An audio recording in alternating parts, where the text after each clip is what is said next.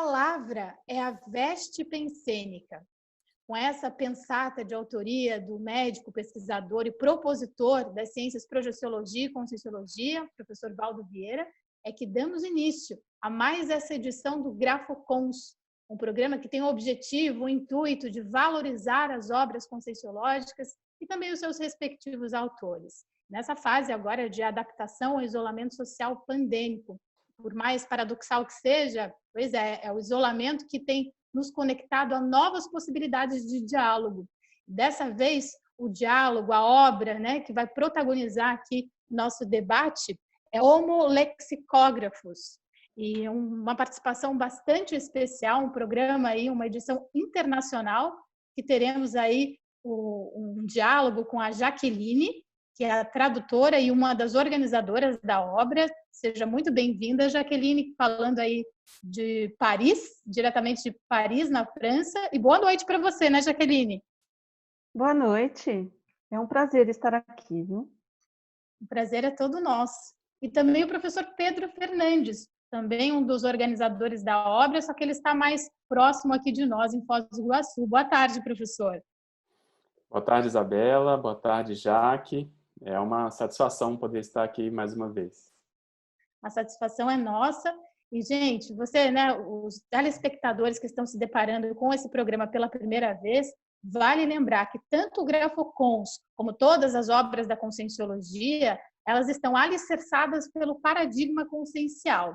Eu reforço isso porque tem um dos temas do paradigma consciencial que vai permear boa parte do nosso diálogo, que é a multiexistencialidade.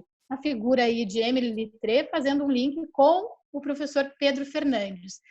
Professor, eu gostaria de começar contigo, se a Jaqueline me permite, só passando para os espectadores quem foi Émile Littré e essa possibilidade, a hipótese, de uma personalidade consecutiva em relação aí à sua pessoa.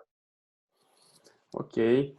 Então, o Émile Littré, ele foi um lexicógrafo do século XIX, francês, nasceu em Paris, foi um médico e acabou ficando mais conhecido em função do dicionário da língua francesa que ele escreveu. Demorou aí bastante tempo, quase 30 anos para escrever essa obra. Ficou conhecido também por ser um adepto do positivismo, então trabalhou durante muitos anos com Auguste Comte. Depois eles se separaram, houve uma divergência no encaminhamento das pesquisas do positivismo. Então, foi uma personalidade que viveu praticamente todo o século XIX, de 1801 a 1881. Certo. E como foi aí a ideia, de onde surgiu, só para a gente ficar a par um pouco dos bastidores, quem teve a ideia de organizar essa obra? De suscitar o diálogo sobre o Littré? Vamos dizer assim, a primeira vez que esse nome surgiu, como a própria tradução e essa obra, como ela chegou a ser concebida, foi o professor Valdo Vieira. Então, eu estava num jantar com ele e outras pessoas, e ele falou espontaneamente que nós deveríamos ir atrás do Littré para saber onde ele estava, porque na ocasião a gente estava pesquisando muito sobre o Darwin, o Charles Darwin, e ele comentou que o Littré tinha defendido as ideias de Darwin na França, então a gente deveria saber por onde ele andava, e comentou mais algumas outras coisas que me deixaram curioso. Então, na época, eu anotei o nome, e aí comecei a pesquisar bastante sobre o Littré, achei muito interessante em função principalmente dessa relação dicionários e medicina, que eu tenho também muito interesse, muita relação com essas áreas. E aí, quando eu encontrei esse opúsculo, esse livrinho que ele escreveu, na verdade, um capítulo de livro que ele deixou e que foi traduzido depois como eu fiz meu dicionário, e eu li esse primeiro opúsculo, achei ele na língua inglesa, e eu mostrei para o professor Valdo, e falei, olha que interessante, ele deixou alguma coisa escrita sobre o modo, como foi essa saga, de conseguir escrever essa obra em meio a tantas dificuldades no século XIX, na França. A gente pode comentar isso mais para frente um pouquinho. E aí o professor Valdo também leu, gostou e falou, não, a gente precisa traduzir isso. Aí ele inclusive na ocasião pediu para chamar o Antônio Pitaguari, que na época era o editor da revista Consciência, para que a gente pudesse fazer essa tradução. E aí, nessa ocasião, a gente, obviamente, foi pegar o original, para traduzir do original, e aí convidamos a professora Jaqueline para estar conosco nesse projeto intelectual. Jaqueline, agora, por favor, na França, o que a gente tem reparado é que na França, ele é, obviamente, por ser o país natal, mas ele é muito, o Littré tem uma repercussão, o nome dele é muito mais difundido do que no Brasil. Vocês se depararam com essa dificuldade enquanto pesquisa para aprofundar a biografia dele, pelo fato de no Brasil ele não ser tão conhecido como na França? Bom, na França, o nome do Littré está muito ligado ao próprio dicionário, né? E realmente todo o estudo, toda a pesquisa foi feita em francês, porque em português realmente não existem praticamente nada, quer dizer, não tem pouca coisa, pouco material. Sim. Então, mas no francês já tínhamos alguns livros biográficos, pudemos acessar muita coisa também na biblioteca digitalizada do governo francês. Então, isso foi muito positivo, porque o país que consegue preservar essa memória, esses materiais, ele consegue preservar a história e a gente consegue uma pesquisa mais aprofundada e mais, vamos dizer assim, realista, né? Quer dizer, você vai nos materiais, nas fontes, enfim. Sim. Então, nós acessamos todo o material que estava em francês, né? E algumas obras em inglês também, né, Pedro? Então, não foi tão difícil, foi assim, se nós pensarmos que o Littré era um erudito, tínhamos um material do século XIX, uma linguagem erudita, né? Nas fontes assim que ele escreveu. Então tinha a dificuldade de um idioma de um século anterior, né? Dois no caso, né? Sim. Então esse acesso foi, vamos dizer, exigiu mais, mas eu penso que até nós conseguimos bastante material e com relativa facilidade. O processo de tradução por ele só já tem o seu mérito, né? E já merece aí os nossos aplausos. Numa obra como essa, então, não tem nem o que dizer. Agora, a tradução pelo viés multidimensional, pelo paradigma consciencial que comentávamos há pouco na introdução desse programa, para os telespectadores aí que estejam assistindo, se deparando com essa programação pela primeira vez, é ainda mais especial. Então, Jaqueline, há nos bastidores desse processo de tradução algo que chame a tua atenção e que vai ser compartilhado nesse momento? Eu penso que assim o trabalho dos bastidores de um livro, sempre você vai ter muito contato com a equipe extrafísica, né, com as consciências. Existe muita assistência, às vezes, a ser feita. Sempre tem um processo assistencial, né? E realmente eu acho que o mais importante nesse livro é o processo grupal. Eu acho até que o Pedro poderia aprofundar mais, mas esse processo grupal, ele foi assim primordial nesse livro, os grupos, as consciências ligadas ao Littré. Então isso, para mim, é o grande trunfo dessa obra, é o processo grupal, de trabalhar com tantas consciências e através de uma pessoa conhecida como Littré, que na época foi um epicentro intelectual, trazer todo esse grupo para participar de uma obra conscienciológica, né? Apesar que ela é um pouco diferente como uma obra conscienciológica, mas ela tem tudo de conscienciologia, assistencialidade, essas interações energéticas, enfim, tudo. Acho que o Pedro pode até aprofundar mais, né? Por favor, Pedro, diga lá. Não, eu concordo. Eu acho que quando você vai fazer um trabalho desse tipo, que demanda uma evocação, né, que é um processo de evocação, e você e você sabendo um pouco dos bastidores, daquilo que a Isabela comentava da multiexistencialidade, né, tendo como hipótese de que essa personalidade hoje está aqui e outras relacionadas também estão. Só para citar um exemplo, eu estava comentando sobre essa conversa com o professor Valdo, um amigo, e a professora Cristiane Ferraro, sobre essa realidade envolvendo o próprio Charles Darwin, que é contemporâneo do Littré, só que na Inglaterra. E aí, em função desse processo grupal, as coisas começaram a se acelerar bastante em termos justamente de sincronicidades, de processos assistenciais.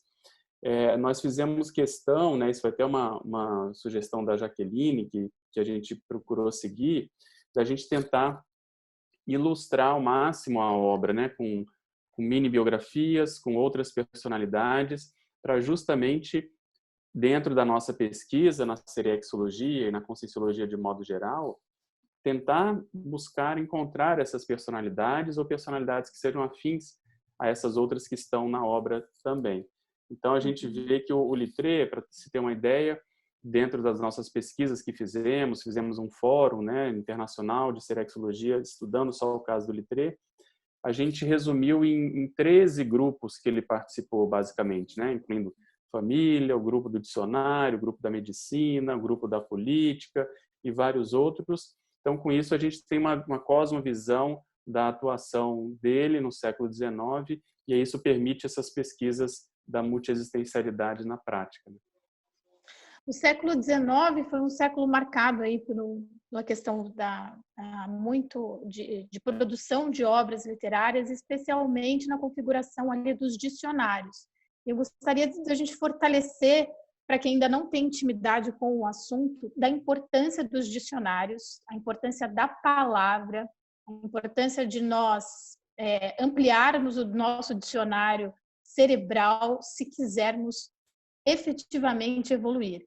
Isso é uma verdade, Pedro Fernandes, de que é necessário essa ligação íntima e indissociável da evolução com a ampliação do nosso repertório de vocabulário, nosso repertório cerebral? Isso tem lógica? Isso tem lógica, eu admito isso sim, porque quanto mais você tem um cabedal né, cognitivo, que isso se traduz em palavras, não só no idioma natal, mas em outros idiomas, não só na área de atuação da pessoa, mas em outras áreas também, você vai formando uma rede, uma teia de possibilidades de assistência, principalmente, muito grande. Então, você com isso consegue acessar pessoas de diferentes níveis, de diferentes culturas, em diferentes idiomas, você facilita o acesso multidimensional para as consciex, como a gente chama, quer dizer, essas consciências que já não estão se manifestando mais com o corpo humano. Então, a ampliação do dicionário cerebral ajuda muito nessas interações, tanto intrafísicas como extrafísicas. E, realmente, no século XIX, houve esse marco assim em vários países. Na Alemanha aconteceu, na Inglaterra aconteceu, inclusive na Inglaterra, recentemente, se não me engano, ano passado, saiu um filme que retrata sobre a história do dicionário Oxford, né, como ele foi escrito, quer dizer, foi contemporâneo do Littré. O Littré até recebeu uma carta do Murray, que foi o organizador lá da obra do dicionário Oxford, quando o Littré publicou o dicionário dele. E a grande, talvez assim para a gente resumir, a grande diferença é justamente a metodologia com que eles fizeram essas obras, quer dizer, tentando abarcar todas as palavras, tentando dar uma ordem lógica desde a acepção mais primária até a mais secundária, o histórico das palavras, a etimologia, além de toda vamos dizer, aquilo que está relacionado à palavra em termos de gramática, de uso, concordâncias, né, regência, etc.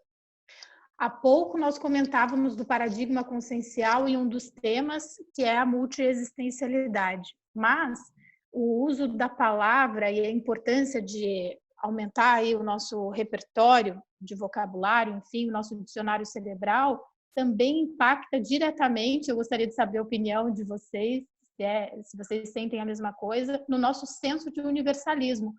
Parece que o que tudo indica é que quanto mais a gente amplia aí a possibilidade de aprender um novo idioma ou de assistir um novo idioma, a gente pode tornar a nossa assistência muito mais efetiva. Jaqueline, veja se o poder aí da palavra. Você falando da França agora, né? Me conte se isso tem lógica. Eu concordo. A gente não pode esquecer que a comunicação de um povo está intimamente ligado com a maneira como ele pensa, a maneira como ele funciona, né? Então, as palavras têm um peso muito grande aí, porque você vai aprender exatamente como que a raiz, o pensene funciona, né? Vamos dizer assim, como que ele se manifesta, quais os trafores, os trafares daquele povo. Então, realmente mostra muito como aquele povo se comunica, como ele pensa, como ele é, né? Os mecanismos, né? Sim. E como... Diga. Não, é isso, como ele se manifesta, né? Sim. E como a exigência vai aumentando, né? Porque um termo que é muito conversado nas rodas de debate é a empatia. A partir do momento que a gente se convida a estudar um novo idioma, o fato da assistência ser mais efetiva mostra também a nossa preocupação em relação a criar uma empatia com aquelas personalidades, né? Com aquelas consciências. Então, a questão da palavra ela é muito séria. E nessa fase de isolamento social, Pedro Fernandes, como será que o Émile Littré faria proveito dessa fase de isolamento social pandêmico e puxando para esse tema, né, que está norteando aí o nosso debate, da importância da palavra, da empatia, do universalismo, do legado? O Littré estaria adorando, né, do ponto de vista em dois aspectos. Obviamente lamentando a situação toda, né, de doença e calamidade, mas ele estaria gostando justamente por teoricamente ter mais tempo para se dedicar aos estudos, que ele gostava bastante, e também pelo fato de ser uma área que ele tinha um apreço especial. Então, ele se dedicou a muitas obras envolvendo o processo de epidemias, de tradução de autores que fizeram trabalhos relacionados a epidemias históricas. O primeiro livro que ele escreveu foi sobre a epidemia do cólera, em 1832, né, em Paris.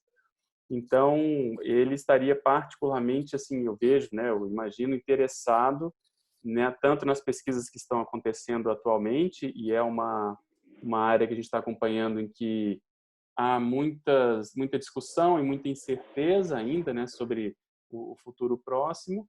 Então, acho que ele teria esse interesse e também pelo fato de ter um pouco mais de disponibilidade para poder se dedicar aos estudos. Ele já era muito envolvido com isso, né?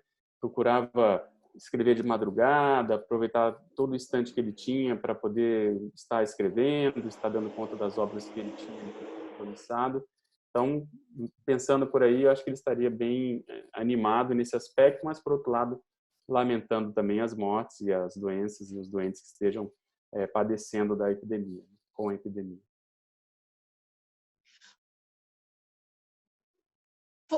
Foram 30 anos para a escrita do dicionário da língua francesa. É isso, professor? Isso. Nesses 30 anos. Uhum. Certo. E quais os pontos que você colocaria o porquê desses 30 anos? Só a parte pesquisística levariam esses 30 anos ou tiveram outras razões que, na sua opinião, são relevantes de serem mencionadas aí na parte de pesquisa de vocês?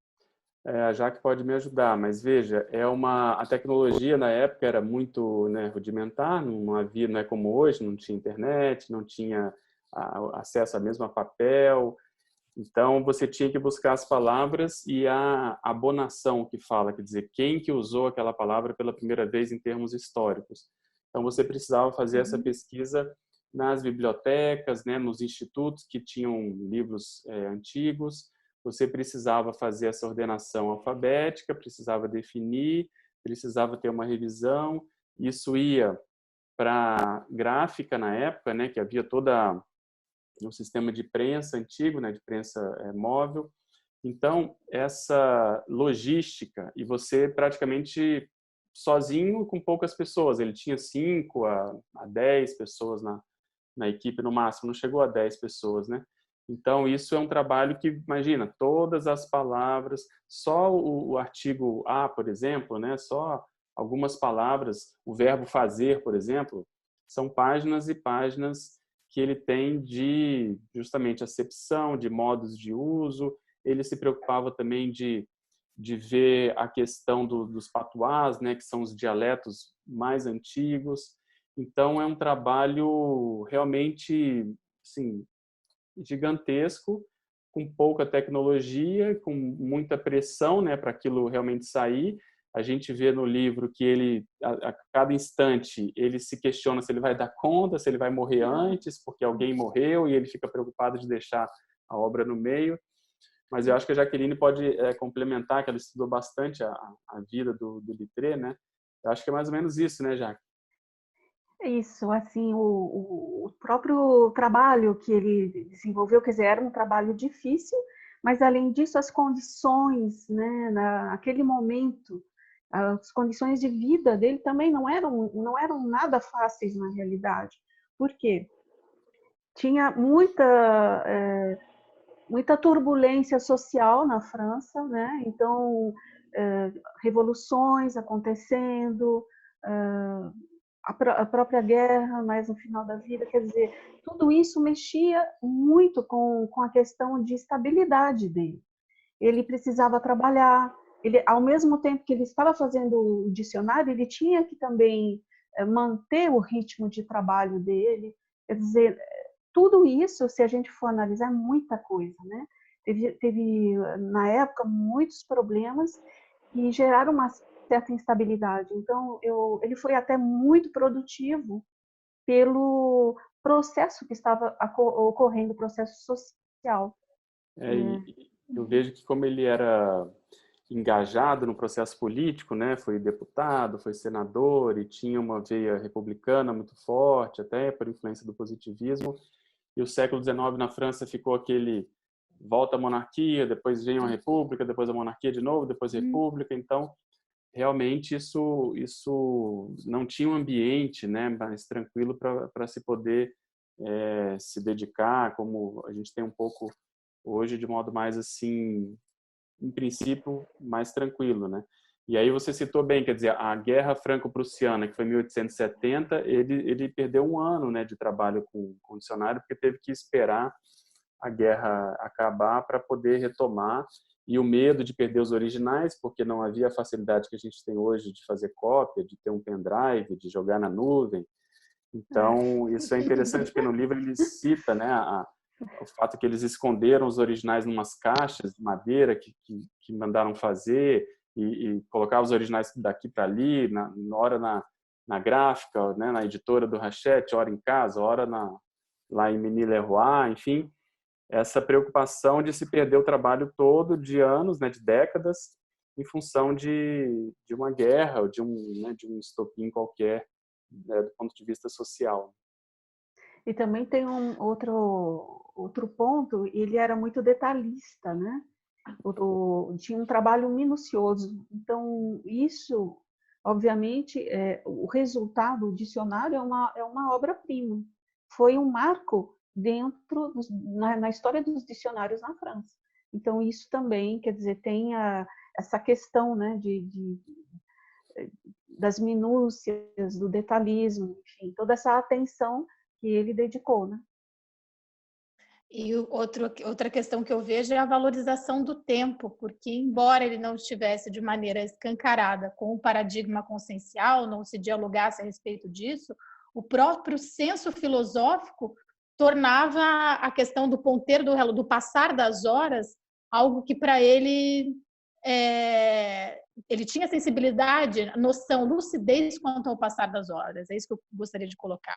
Ele tinha lucidez quanto ao passar das horas e ao deixar de um legado, na responsabilidade de deixar um legado. Então, eu fico imaginando, nessa fase de isolamento social pandêmico, todos estamos inseridos, esse desafio nosso de estar lúcido para o processo do passar das horas, né? de que maneira nós estamos aproveitando. Imagine o Lettré nessa fase, né, reforço, de isolamento social pandêmico, mas com esses recursos tecnológicos que temos à nossa disposição. Estamos nadando em informação, né, professor? Exatamente. Então, ele realmente tinha isso porque ele se envolvia em vários trabalhos e às vezes isso atrasava também, porque não sei se era um trafor ou um trafar, quer dizer, às vezes era um trafor que virava um trafar, mas ele acabava se envolvendo em vários projetos intelectuais, e um que a gente pode lembrar é que ele estava no auge da produção do dicionário quando a viúva do Auguste Comte pediu para ele escrever a biografia do Auguste Comte, no meio e ele falou, é impossível, não tem mais por onde espremer tempo, porque ele se comunicava com outras sociedades de pesquisa, ele escrevia para o jornal, ele tinha o trabalho dele, mas ele sentiu a responsabilidade porque ela falou, você é a melhor pessoa para escrever uma biografia, porque você conviveu com ele, você entende um pouco a cabeça dele, enfim, com todas as, né, dificuldades que houve depois.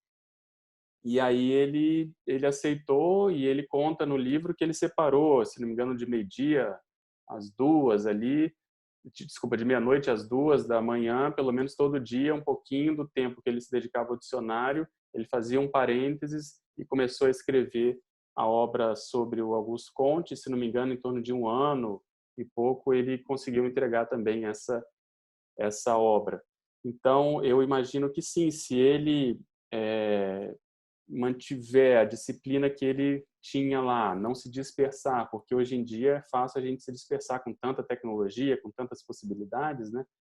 A tendência é que ele renda bastante, que ele possa render bastante, né? É o que eu procuro estudar, né? Me espelhando no caso dele. Quer dizer, a gente tem várias possibilidades a mais em termos de possibilidades de render, de produzir mais, mas, por outro lado, tem muito mais demandas, né? E possibilidades de distração também muito grande. Então, como você disse, nesse período especificamente da pandemia, da reclusão social, a gente tem que se cuidar para não se dispersar, né? Sim. E qual, na opinião de vocês, o principal legado multidimensional que essa obra que vocês tiveram à frente, que vocês organizaram, deixa para nós? Jaque. Tem bastante coisa, viu? Eu considero que essa obra, a questão da assistência que foi feita, né, nos bastidores foi muito grande. Como eu falei, aos grupos, porque ele era uma figura conhecida, tinha liberdade de trânsito entre esses grupos, né? Então, todo esse grupo aqui tem a ver com o passado do Pedro. Eu considero que eu tenho também alguma coisa a ver com esse passado, talvez até longínquo, lá, Grécia Antiga, não sei. Mas eu acho que é a assistencialidade, e outra coisa que ele nos traz é a questão do parapsiquismo mental somático. Eu acho que isso ele traz, apesar de não falar abertamente sobre essas questões do parapsiquismo, mas eu acho que ele é um exemplo, né? Porque tudo que ele fez, que ele escreveu, que ele produziu, traz muita coisa de acolhimento, de inclusão. O próprio dicionário, ele traz os idiomas, os dialetos, quer dizer, sempre incluindo outros grandes grupos, né? Então, eu acho que isso é um fator que, para mim, é importante. Você Excelente. me fez lembrar que o que motivou o professor Valda a pedir para a gente traduzir essa obra foi justamente o exemplo de escrita e de dedicação à escrita, né? Então ele falou que isso ajudaria muito os nossos autores e pré-autores da comunidade a escrever, a se espelhar nele para poder levar mais a sério a condição da escrita. E com relação ao parapsiquismo que você comentava, eu lembro também que isso foi muito perguntado para o professor Valdo, né? Mas como é que era o parapsiquismo do Littré? Ele tinha ou não tinha? E aí ele citou exatamente essa condição, que em função do campo que ele criava no momento em que ele estava escrevendo, sobretudo durante a madrugada, ele ficava mais dócil aos amparadores, né? Então, ele tinha muita abertura para os amparadores poderem inspirar. Então, e aí citou alguns amparadores especificamente que o ajudaram.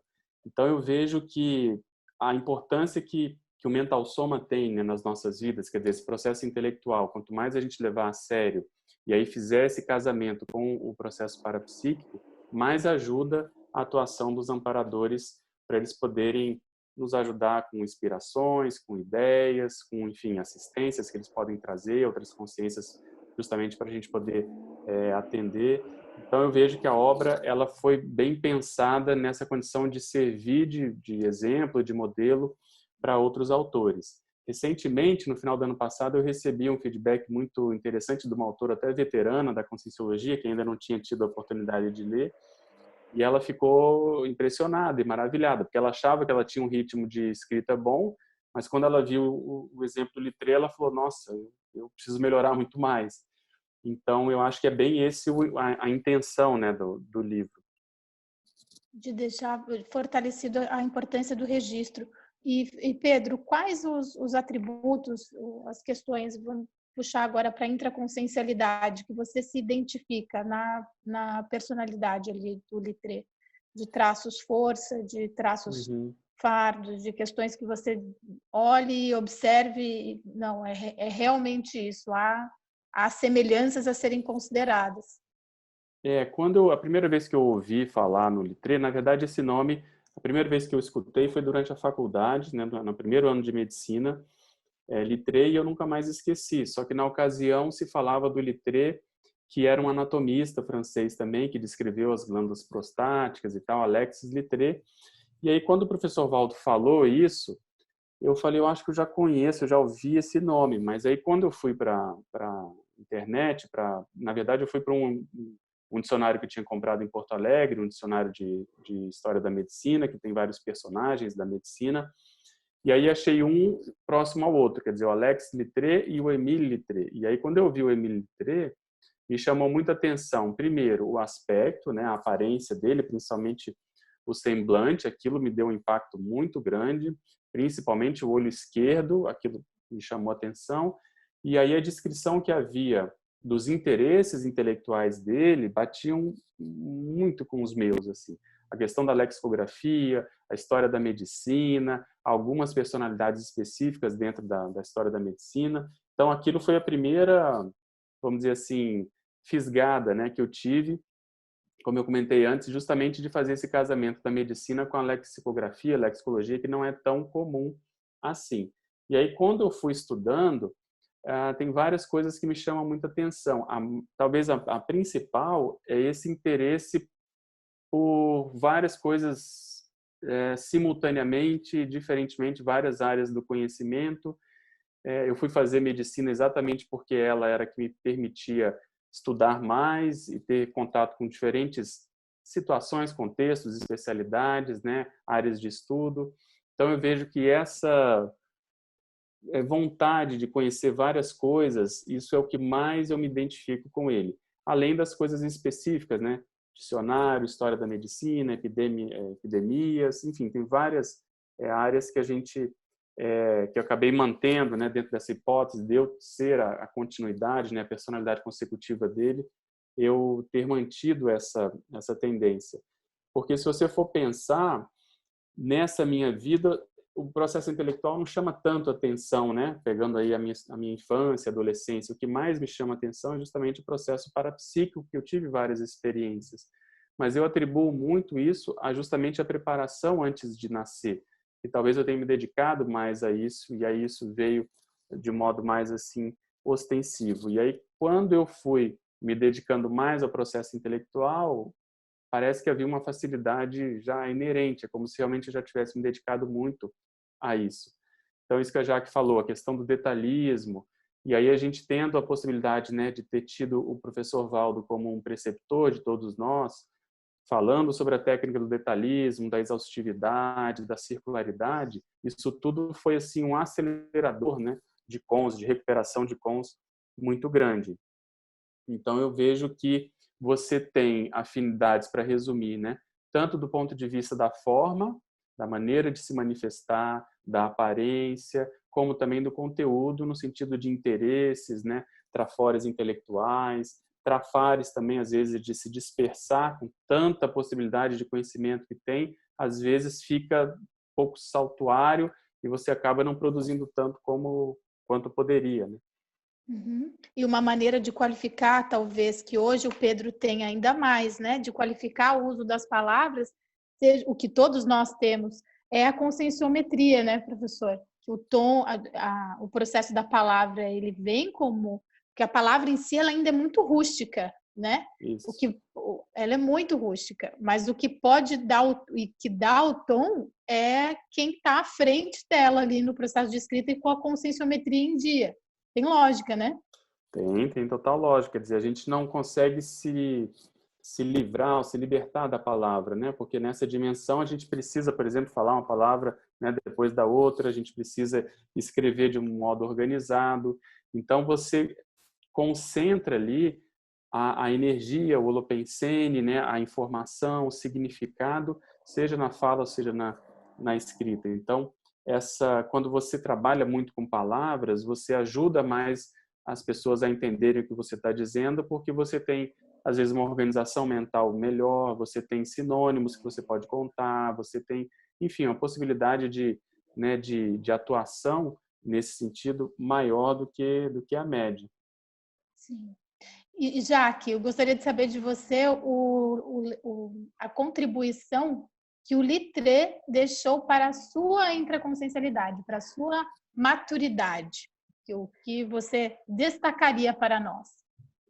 Olha, quando eu estava fazendo o processo de tradução e escrevendo sobre a vida do Littré, aconteceram muitas coisas, inclusive parapsíquicas, que eu comecei que startou um processo de pesquisa sobre as minhas retrovidas. Quer dizer, foi assim essencial poder participar primeiro, que logicamente aproveitando desse arcabouço de assistencialidade, de exemplarismo que o livro traz, mas também startou o processo de pesquisa pessoal de retrovidas.